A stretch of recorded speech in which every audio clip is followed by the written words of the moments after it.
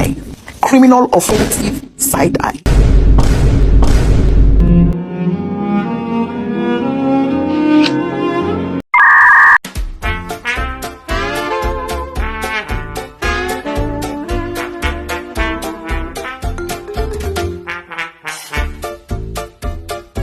Assalamualaikum warahmatullahi wabarakatuh. Perkenalkan, nama saya Wisnu Fatimah dari 11 OTKP 1.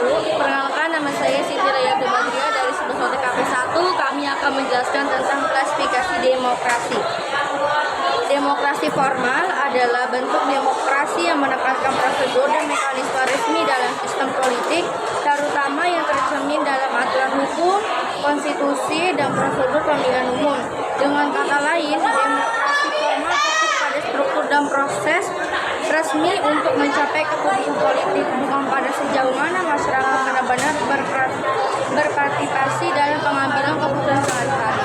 Demokrasi material adalah suatu konsep demokrasi yang menekankan pada isi atau substansi dan kehidupan demokratis, bukan hanya kualitas atau prosedur politik. Dengan kata lain, demokrasi material menilai sejauh mana hak-hak rakyat terpenuhi dan sejahtera masyarakat tercapai. Demokrasi gabungan adalah suatu bentuk sistem pemerintah yang menggabungkan elemen-elemen dari demokrasi langsung dan demokrasi perwakilan. Artinya dalam sistem ini terdapat mekanisme di mana rakyat langsung berpartisipasi dalam pengambilan keputusan tertentu.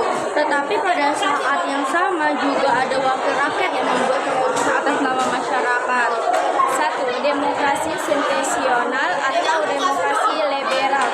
Demokrasi situasional yaitu yang sering disebut juga demokrasi liberal adalah demokrasi yang menekankan pembatasan kekuasaan pemerintah melalui konsulsi atau lindungan hak-hak individu. Intinya, demokrasi ini tidak hanya soal pemilihan umum atau suara mayoritas, tetapi juga tentang aturan hukum yang mengatur kekuasaan negara. Demokrasi rakyat. Pengertian demokrasi rakyat adalah sistem pemerintah yang menekankan partisipasi rakyat secara luas dalam proses politik, terutama melalui lembaga perwakilan atau organisasi massa. Demokrasi proletar. Pengertian demokrasi proletar adalah bentuk demokrasi yang dijalankan dalam kelas bekerja. Proletariat untuk kepentingan kelas bekerja itu sendiri merupakan konsep inti dalam Marxisme. Demokrasi langsung adalah sistem pemerintah di mana warga negara secara langsung terlibat dari pengambilan keputusan politik tanpa melalui wakil atau perwakilan.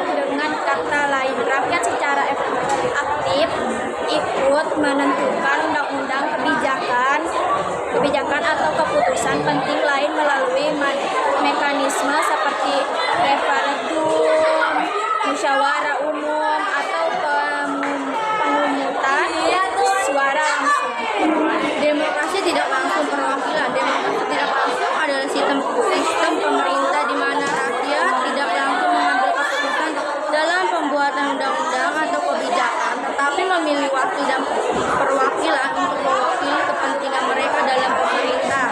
Dengan kata lain, rakyat menyerahkan kekuasaan yang membuat politik pada para wakil yang mereka pilih. Sekian dari kelompok kami. Wassalamualaikum